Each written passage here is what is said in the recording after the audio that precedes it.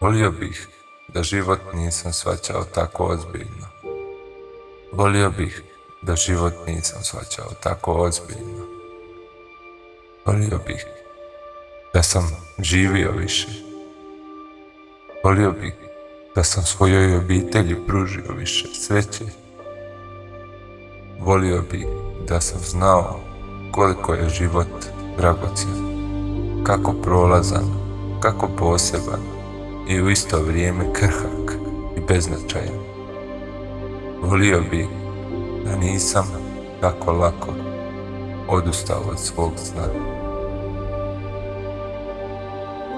Jednog će vam dana život bljesnuti pred očima, neka bude vrijedan gledanja. Kad se osvrnemo na svoj život u zadnjem dahu, svi ćemo se isto pitati: je li moj život išta značio? Je li moj život išta značio ovom svijetu?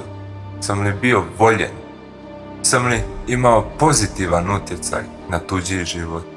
Sam li išta značio?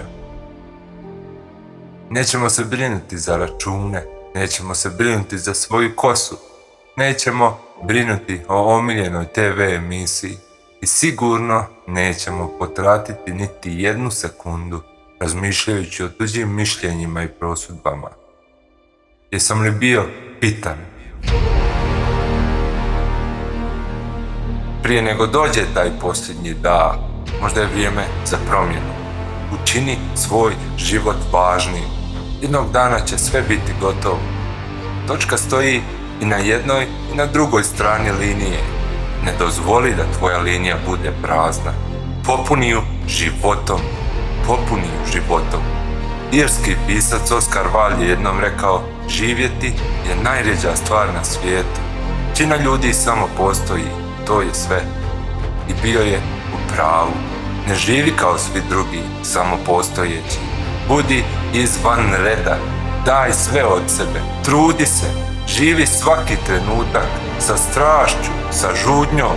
Ne uzimaj ništa i nikoga zdravo za gotovo.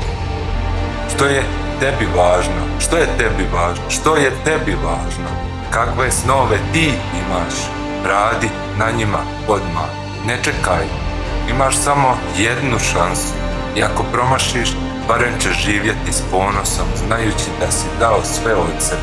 Istinski dao sve od sebe. Koga voliš? Ko tebe voli? Reci mu. Reci joj. Reci odmah. Nikad ne znaš kad će ti biti posljednja prilika. Ne uzimaj ovu predivnu stvar zvanu život zdravo za gotovo. Budi sabran kad se drugi gube. Vjeruj sebi kad svi drugi sumnjaju u tebe. Ovladaj svojim snovima dok svi drugi odustaju od svojih. Budi kapetan dok su drugi zadovoljni što su samo dio posade. Živi svaki dan kao da ti je posljednji, jer možda i je.